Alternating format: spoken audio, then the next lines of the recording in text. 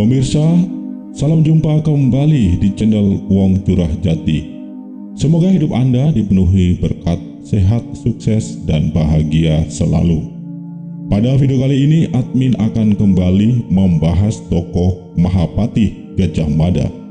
Suka atau tidak suka, Gajah Mada telah menjadi tokoh besar dalam sejarah Nusantara. Layaknya tokoh besar pada umumnya, selalu ada pemuja sekaligus pembencinya.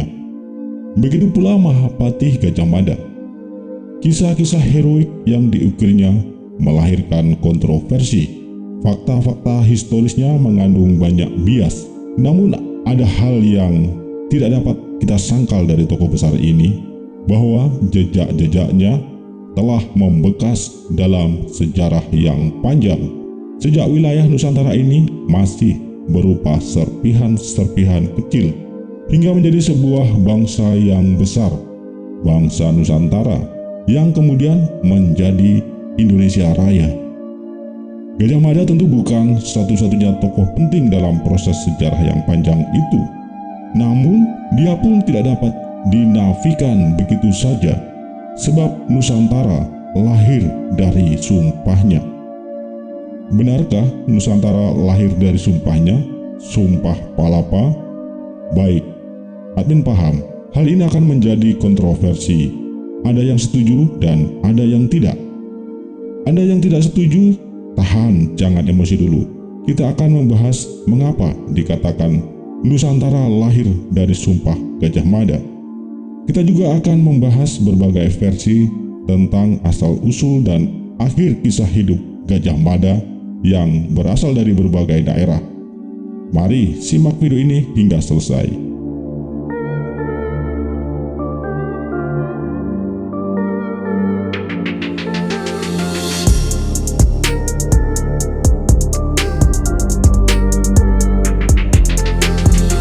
Istilah Nusantara lahir dari Sumpah Palapa. Sebelum diikrarkan sumpah itu, istilah Nusantara belum biasa dipakai. Dengan makna yang sama, istilah yang dipakai sebelumnya adalah Dwipantara.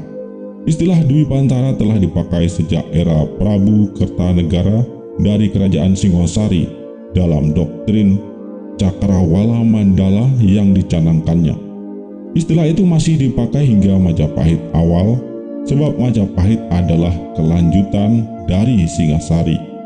Dwipantara berasal dari kata Dwipa yang berarti negeri dan antara yang berarti ya antara atau di luar, di sekitar.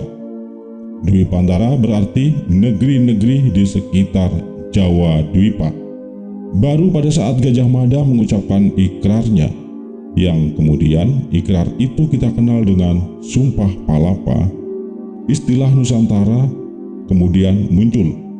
Istilah Nusantara berasal dari kata Nusa yang berarti pulau dan antara yang berarti di luar atau di sekitar. Istilah ini merujuk pada pengertian gugusan pulau-pulau di sekitar Pulau Jawa. Admin tidak menemukan perbedaan yang mendasar di antara kedua istilah itu, yaitu Nusantara dan Dwipantara. Namun, sejak Gajah Mada mengucapkan ikrar itu, istilah yang dipakai kemudian adalah Nusantara. Sumpah Palapa yang hendak mempersatukan gugusan pulau-pulau di sekitar Pulau Jawa menjadi satu kesatuan memang sebuah cita-cita yang besar. Saking besarnya terdengar bombastis. Karena itu, ketika sumpah itu diikrarkan, Gajah Mada menjadi bahan tertawaan oleh para pembesar Majapahit lainnya. Namun Maharani Tribuana Tunggadewi tidak ikut menertawakannya. Sang Rani mempercayai kesungguhan Mahapatih barunya, Gajah Mada. Bukan hanya dulu ketika cita-cita itu baru sebatas cita-cita. Sekarang pun mungkin masih ada yang menertawakan. Bukankah orang-orang besar selalu bervisi besar, bercita-cita besar, dan berpikir besar? Mungkin Gajah Mada tidak sepenuhnya berhasil mewujudkan cita-citanya itu. Namun gagasan besar itu telah dilahirkannya. Sang pemimpi telah bekerja keras sepanjang hidupnya untuk mewujudkan mimpi besarnya, visi besarnya, tentu dengan segala kelebihan dan kekurangannya. Apa yang dulu dicita-citakan Gajah Mada telah terwujud saat ini. Mungkin sebagian dari kita mengatakan, "Iya sih, tapi persatuan bangsa ini bukan oleh Gajah Mada, melainkan oleh para pahlawan yang berjuang mengusir kolonialis asing dari negeri ini." Tentu saja para pahlawan, baik yang namanya dikenal maupun yang tidak dikenal, mereka yang telah berjuang dan mengorbankan nyawa demi mempersatukan dan memerdekakan bangsa ini sangat penting. Mengakui jasa pahlawan yang satu tidak harus meniadakan jasa yang lainnya. Bangsa ini lahir melalui proses yang panjang, juga mengalami periodisasi yang masing-masingnya penting dan tidak dapat dinafikan. Begitu pula dengan tokoh Gajah Mada, tidak dapat kita tiadakan begitu saja dalam sejarah panjang bangsa ini. Mimpi besar dan visi besar Gajah Mada untuk mempersatukan bangsa Nusantara ini menjadi satu bangsa yang besar ternyata bukan isapan jempol. Bangsa yang mendiami gugusan pulau-pulau Jamrut Katulistiwa ini ternyata bisa bersatu menjadi satu bangsa, meskipun beraneka ragam adat, budaya, dan bahasanya. Karena itulah Gajah Mada tidak dapat dilepaskan dari sejarah panjang perjalanan Nusantara yang kini menjadi Indonesia. Meskipun Gajah Mada telah menjadi tokoh besar dalam sejarah Nusantara, namun sosoknya pun tidak sepenuhnya terungkap. Ada dua fase yang masih gelap dalam perjalanan hidupnya, yakni fase awal yang berisi asal-usul dan masa kecilnya, sampai ketika namanya tercatat dalam kisah heroik di mana dirinya tampil pertama kali dalam panggung sejarah, yakni ketika menyelamatkan Prabu Jayanegara dari pemberontakan Rakuti. Sisi gelap lainnya adalah fase akhir dari perjalanan hidupnya, yaitu saat kematian hingga peristirahatan terakhirnya. Kedua fase itu tidak terekam dalam catatan Majapahit dalam rupa apapun. Hal ini membuka pintu selebar-lebarnya bagi munculnya beragam versi tentang asal-usul dan kisah akhir hayat Mahapatih Gajah Mada. Seperti halnya tokoh besar lainnya, tokoh Mahapatih Gajah Mada pun selalu ada saja yang mencintai, juga ada yang tidak, bahkan yang membencinya pun ada. Dari rasa suka dan tidak suka, cinta maupun benci terhadap sosok ini, lahir berbagai versi kisah tentang hidupnya, tentang asal-usul maupun akhir hayatnya. Inilah kisah asal-usul maupun akhir hayat Mahapatih Gajah Mada yang terdapat di berbagai daerah di Nusantara. Admin tidak dalam tendensi untuk membenarkan maupun mempersalahkan kisah-kisah itu, sebab kisah-kisah itu lahir dari rasa memiliki terhadap ketokohan Sang Mahapatih, atau ada juga yang berlatar membela marwah daerahnya masing-masing. Apapun itu yang mendasari lahirnya kisah-kisah tersebut, hal itu adalah bagian dari kekayaan bangsa kita. Baik, langsung saja kita lihat versi-versi dari kisah tentang asal-usul maupun akhir hayat Mahapatih Gajah Mada. Gajah Mada berasal dan meninggal di Kalimantan Barat. Sebagian masyarakat di Kalimantan Barat meyakini bahwa Gajah Mada berasal dari daerah mereka. Versi asal-usul Gajah Mada dari Kalimantan Barat ini tidak tunggal. Ada beberapa varian, salah satunya menyebutkan bahwa Gajah Mada merupakan salah satu dari 10 demung adat suku Dayak Krio. Pada satu ketika, salah seorang dari 10 demung adat suku Dayak Krio menghilang. Demung itu bernama Jaga Mada. Demung adalah jabatan kepemimpinan yang berada di bawah raja. Versi ini menyebutkan bahwa suatu ketika Demung Jaga Mada diutus oleh Raja di Bakulapura untuk menghadap Raja Majapahit. Namun setelah kepergian Demung Jaga Mada, bertahun-tahun lamanya tidak kembali ke Bakulapura. Ketika Raja Majapahit melihat perawakan Jagamada yang tinggi besar, sang raja meminta Jagamada untuk memperkuat pasukan kerajaan Majapahit. Karena itulah Demung Jagamada tidak kembali. Tidak disebutkan Raja Majapahit yang dimaksud siapa, tetapi selanjutnya admin menganggap Raja Majapahit itu adalah Jayanegara. Jayanegara mengganti nama Jagamada dengan nama Gajah Mada, sebab Jayanegara terkesan dengan posturnya yang tinggi besar dan terlihat sangat perkasa, bagaikan seekor gajah. Gajah Mada diyakini berasal dari Kampung Mada yang terletak di Kecamatan Toba, Kabupaten Sanggau, Kalimantan Barat. Gajah Mada kembali ke kampung halamannya setelah peristiwa Perang Bubat. Perang Bubat membuat Gajah Mada tidak disukai rakyat Majapahit, juga oleh Prabu Hayam Wuruk. Hal itu membuat Gajah Mada tidak nyaman lagi dengan kedudukannya. Gajah Mada kemudian mengundurkan diri sebagai Mahapati. Setelah mengundurkan diri dari jabatannya, Gajah Mada kembali ke negerinya. Gajah Mada disambut dengan sukacita baik oleh rakyat di Bakulapura maupun oleh kesembilan demung lainnya, sebab sekembalinya Gajah Mada, jumlah demung kembali menjadi 10 lagi. Sebagai bukti bahwa Gajah Mada telah kembali ke kampung halamannya, dia menancapkan panji-panji Majapahit pada sebuah tonggak besar di atas bukit. Tiang tonggak panji-panji itu konon masih dijumpai hingga saat ini. Setelah menancapkan panji-panji Majapahit di kampung halamannya itu, Gajah Mada berpamitan kepada para demung, kepada masyarakat dan kepada Raja Bakulapura. Kemudian pergi bertapa di sebuah bukit di daerah Ketapang. Bukit itu saat ini dikenal dengan nama Bukit Daya.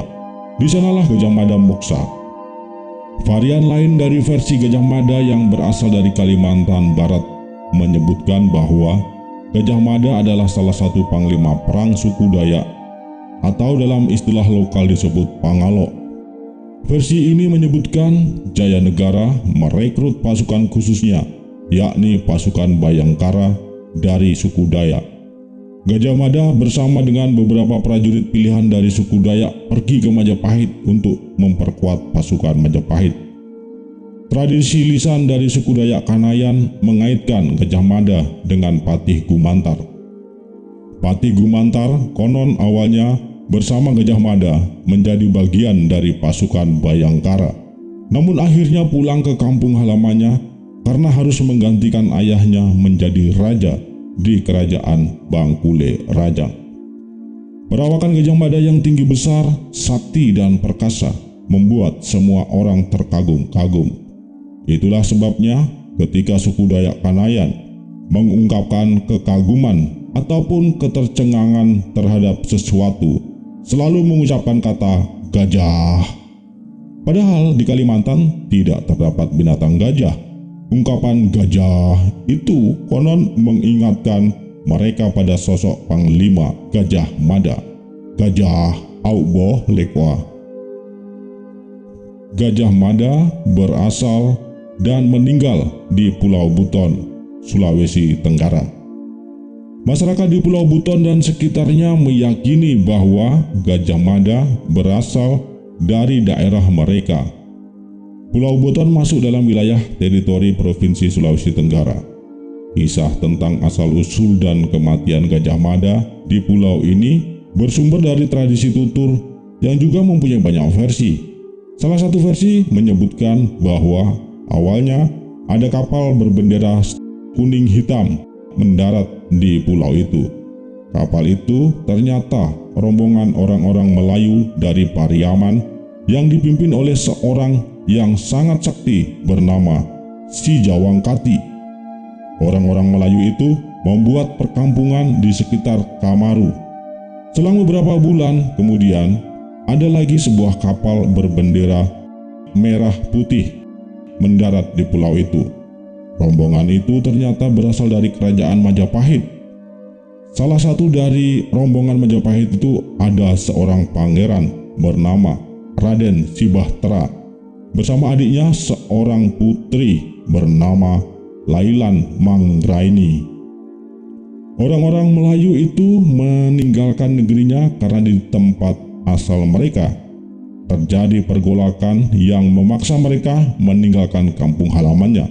Sedangkan rombongan orang-orang Majapahit memang diutus untuk mencari daerah koloni untuk meluaskan wilayah kekuasaan Majapahit yang baru berdiri. Orang-orang Majapahit itu disambut oleh orang-orang Melayu yang telah terlebih dahulu membuat pemukiman dan membangun benteng pertahanan di situ. Akhirnya Raden Sibahtera diangkat sebagai raja oleh mereka, sedangkan Si Jawangkati diangkat sebagai patih. Raden Sibahtera menikahkan Lailan Mangrani dengan Si Jawangkati. Dari perkawinan mereka lahirlah Gajah Mada. Sejak kecil Gajah Mada terlihat cerdas dan telah menunjukkan bakat keperwiraan. Di usia 7 tahun, kesaktiannya telah mengalahkan orang-orang dewasa dalam kelompok itu. Gajah Mada tumbuh menjadi remaja yang gagah perkasa. Ayahnya, Si Jawangkati, masih mempunyai hubungan kekerabatan dengan Dara Petak dan Dara Jinggah, putri dari Darmasraya yang diperistri oleh Raden Wijaya, juga dengan Aditya Warman. Ketika anak dari putri Dara Petak, yakni Jaya Negara naik tahta menggantikan Raden Wijaya, Si Jawangkati mengutus Gajah Mada remaja untuk pergi ke Majapahit, membantu Jaya Negara. Setiba di Majapahit, mengetahui latar belakang Gajah Mada, Jaya Negara langsung menugasi Gajah Mada untuk memimpin pasukan khusus yang dibentuknya, yaitu pasukan Bayangkara. Menurut versi ini, meskipun Gajah Mada lahir di Pulau Buton, Gajah Mada seperti Jaya Negara, di dalam dirinya mengalir darah Jawa dan darah Melayu. Visi kenusantaraan Gajah Mada memang telah melekat sejak dari silsilah keluarganya. Versi yang ini juga menyebutkan Gajah Mada mengundurkan diri dari jabatannya sebagai Mahapatih setelah perang bubat. Gajah Mada meninggalkan Majapahit bersama 40 prajurit setianya dari Kesatuan Bayangkara. Gajah Mada bersama pengikut setianya berlayar dari Majapahit menuju Pulau Buton. Namun sebelum sampai ke Pulau Buton, pulau kelahirannya, Gajah Mada melihat ada sebuah pulau yang menarik minatnya. Pulau itu bernama Pulau Wangi-Wangi. Gajah Mada berhenti di pulau itu. Dia memutuskan untuk menghabiskan sisa hidupnya dengan bertapa di tempat itu. Gajah Mada menyuruh ke-40 pengikutnya untuk melanjutkan perjalanannya ke Pulau Buton, menyampaikan pesan kepada keluarganya di sana bahwa dirinya telah memutuskan untuk bertapa sampai akhir hayatnya di Pulau Wangi-Wangi. Versi lain menyebutkan bahwa Gajah Mada bersama rombongannya sampai ke Buton dan meninggal di sana. Bahkan di pulau itu ada situs yang diyakini sebagai makam Mahapatih Gajah Mada.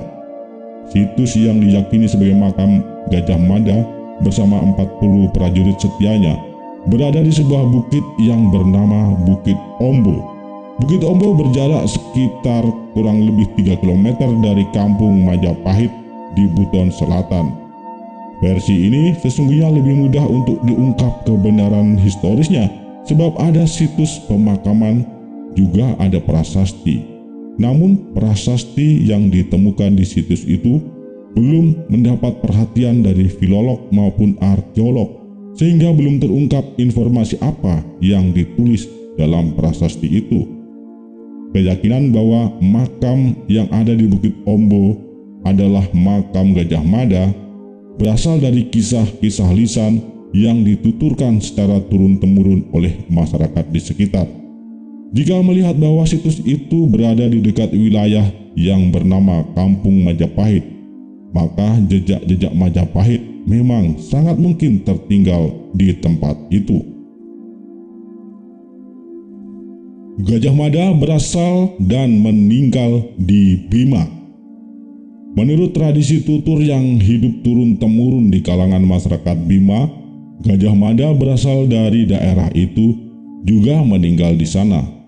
Menurut versi ini, bukan tanpa latar belakang kesejarahan, ketika Gajah Mada menyebut Dompo dalam ikrarnya sebagai salah satu daerah yang akan ditaklukkannya. Dompo atau Dompu adalah salah satu kerajaan yang ada di daerah Bima di Pulau Sumbawa. Kerajaan Dompu mulanya diperintah oleh seorang raja yang berasal dari kerajaan Tulang Bawang di Sumatera. Raja itu bergelar Pangeran Tulang Bawang sesuai nama asalnya. Kerajaan Dompu menghasilkan komoditas yang sangat laris dan menjadi primadona dalam perdagangan internasional kala itu, yakni kayu cendana dan permata. Kerajaan Dompu telah menjalin hubungan perdagangan dengan Cina. Gajah Mada tahu persis kekayaan alam Dompu karena dirinya lahir dan dibesarkan di daerah itu. Dikisahkan oleh tradisi tutur, terutama di kalangan masyarakat daerah Donggo, diyakini Gajah Mada adalah putra asli setempat. Gajah Mada sebenarnya 3 bersaudara. Saudara pertamanya menghilang entah kemana. Saudara keduanya merantau ke Pulau Jawa. Sedangkan Gajah Mada adalah yang bungsu, yang bernama asli Sadia Malewa. Nama Sadia Malewa berarti selalu siap sedia untuk berperang. Nama itu diberikan karena dia memiliki kesaktian dan ketangkasan dalam berperang. Sadia Malewa mencari kakaknya ke Jawa. Namun ketika sampai di Jawa, Sadia Malewa bergabung dengan pasukan kerajaan Majapahit. Pada saat bergabung dengan pasukan Majapahit inilah Sadia Malewa mendapatkan julukan Gajah Mada karena bertubuh besar dan perkasa bagaikan seekor gajah. Karena kesaktian, kecerdasan, dan kepiawaian dalam ilmu perang, karir Gajah Mada menanjak dengan sangat cepat. Puncaknya ketika Gajah Mada diangkat menjadi Mahapatih, yaitu jabatan tertinggi yang dapat dicapai oleh orang yang bukan keturunan raja. Menurut versi ini, sebenarnya begitu Gajah Mada diangkat menjadi Mahapatih, dia langsung menyerbu Dompu untuk merebut kerajaan itu dari Pangeran Tulang Bawang.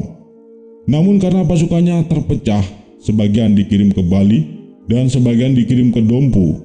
Di kedua tempat itu Gajah Mada kalah.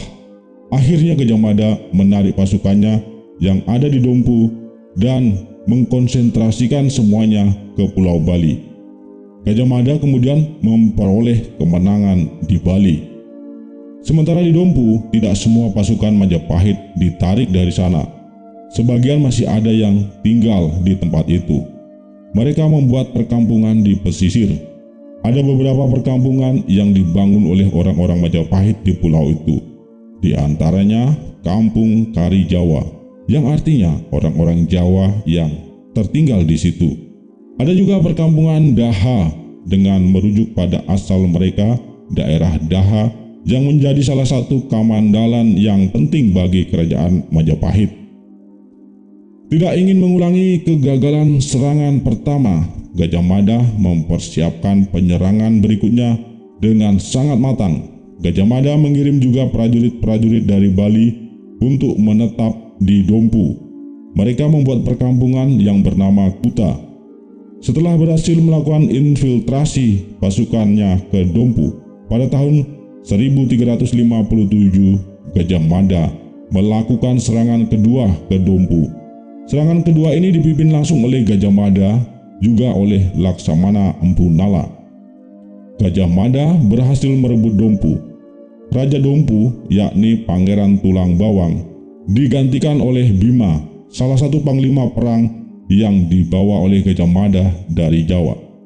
Sejak saat itu, kerajaan Dompu berganti nama menjadi Kerajaan Bima. Prabu Bima menikah dengan wanita pribumi, kemudian menurunkan 2 orang anak, yakni Indra Samrut dan Indra Kumala. Ketika Bima dipanggil kembali ke Jawa oleh Prabu Hayam Wuruk, Kerajaan Bima diteruskan oleh keturunannya di sana. Setelah kemenangannya di Bima, Gajah Mada sendiri memutuskan tidak kembali ke Majapahit. Dia telah menyelesaikan sumpahnya. Gajah Mada mengundurkan diri dari jabatan Mahapatih. Juga tidak mau lagi ikut campur tangan mengurusi kerajaan. Karena itu Bima yang ditunjuknya untuk memerintah di tempat itu. Gajah Mada merasa bersalah karena peristiwa Perang Bubat. Sebenarnya ketika terjadi Perang Bubat, Gajah Mada sedang mempersiapkan pasukannya untuk invasi ke Dompu. Tetapi akhirnya invasi ke Dompu baru dilaksanakan setelah peristiwa Perang Bubat. Gajah Mada kemudian menyepi dan menjadi pertapa. Jejak-jejaknya konon masih ditemukan di desa Encuhi. Di tempat ini diyakini Gajah Mada menjalani akhir hidupnya. Ada sebuah makam yang diyakini adalah makam Gajah Mada. Juga terdapat sebuah gua yang diyakini tempat Gajah Mada bertapa. Desa Encuhi hingga kini dipandang sebagai desa yang kental dengan nuansa mistisnya.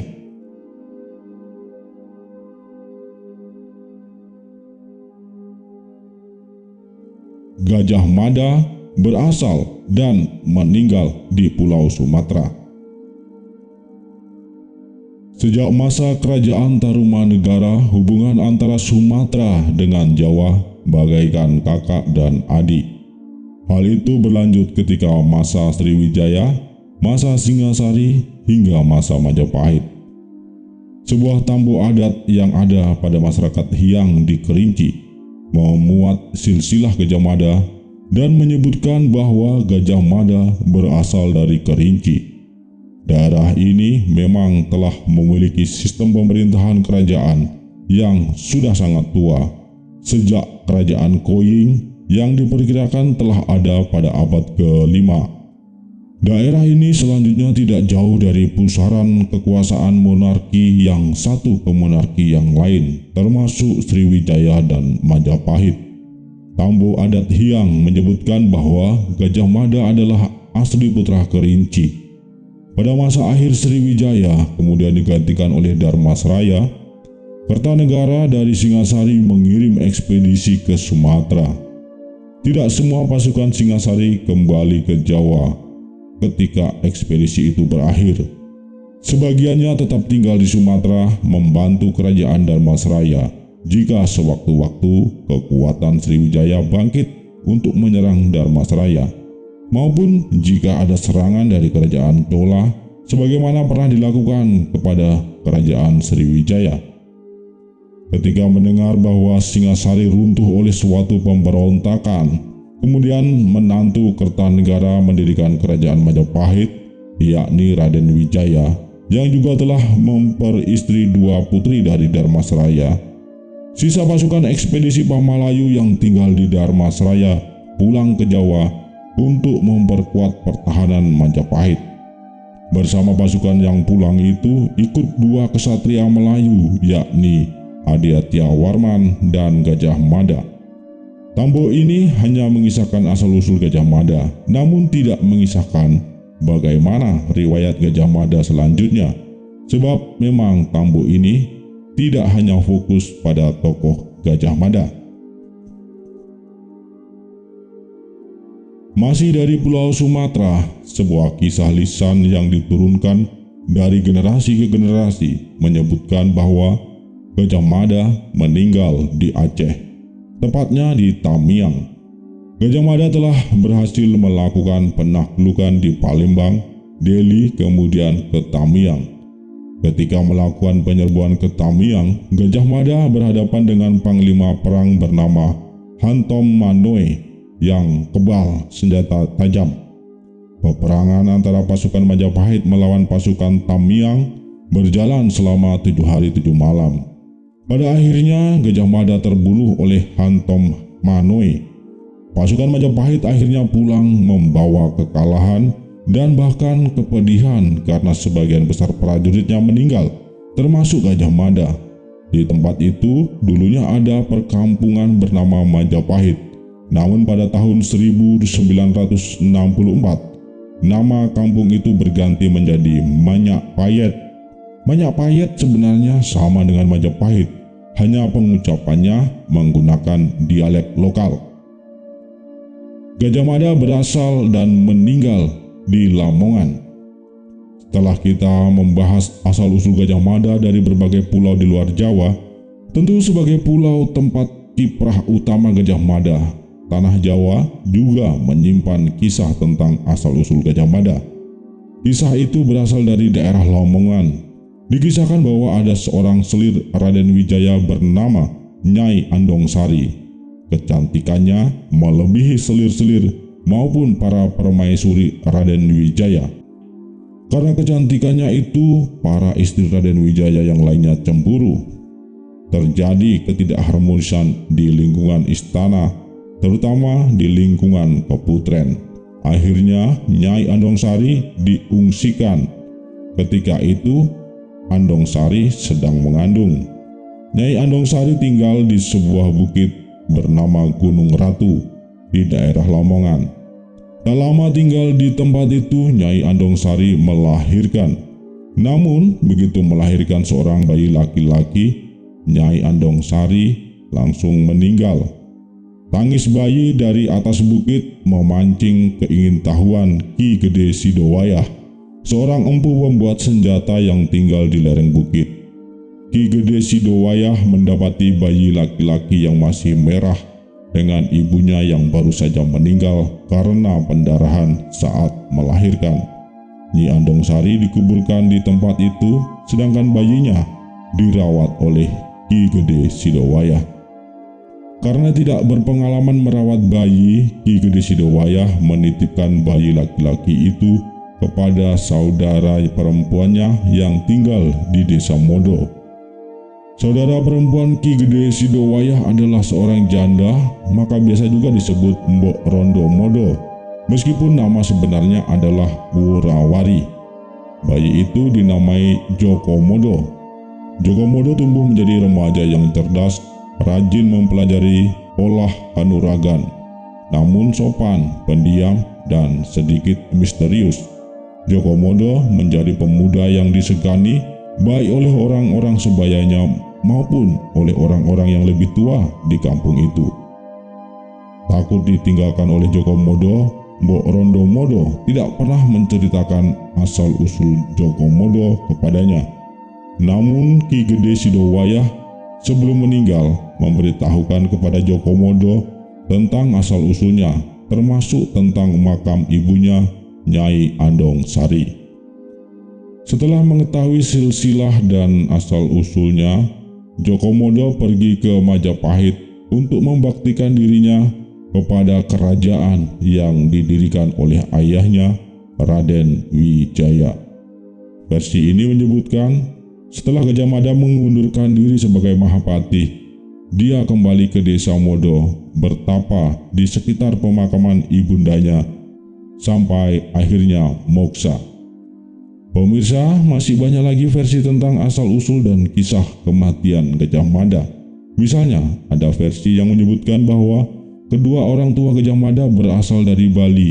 Namun ketika ibunya mengandung, kedua orang tuanya mengembara sampai ke Jawa dan melahirkan bayinya, kemudian menitipkannya kepada kepala kampung di Desa Mada. Versi lain menyebutkan bahwa Gajah Mada adalah anak dari prajurit Tatar yang datang untuk menyerang Singasari, namun beralih menyerang Kediri karena Singasari telah dihancurkan Kediri. Setelah berhasil mengalahkan Kediri, pasukan Tatar balik dipukul mundur oleh pasukan Raden Wijaya dari Majapahit. Versi lainnya lagi menyebutkan bahwa Gajah Mada berasal dari India. Mungkin Anda juga punya versi bahwa Gajah Mada berasal dari daerah Anda. Itu mungkin, asalkan Anda tidak mengaku sebagai anak Gajah Mada. Pemirsa, narasi ini disusun dan diolah dari berbagai sumber. Mohon maaf jika ada kekeliruan atau kekurangannya. Admin juga tidak bermaksud untuk membenarkan maupun mempersalahkan kisah-kisah dari berbagai versi tentang asal-usul maupun kematian Gajah Mada itu tadi. Admin mengangkat ini dengan anggapan kisah-kisah itu sebagai kekayaan khasanah Nusantara. Anda boleh mempercayainya, boleh juga tidak. Wassalamualaikum, salam dari Wong Curah Jati, Rahayu, semoga Tuhan memberkati.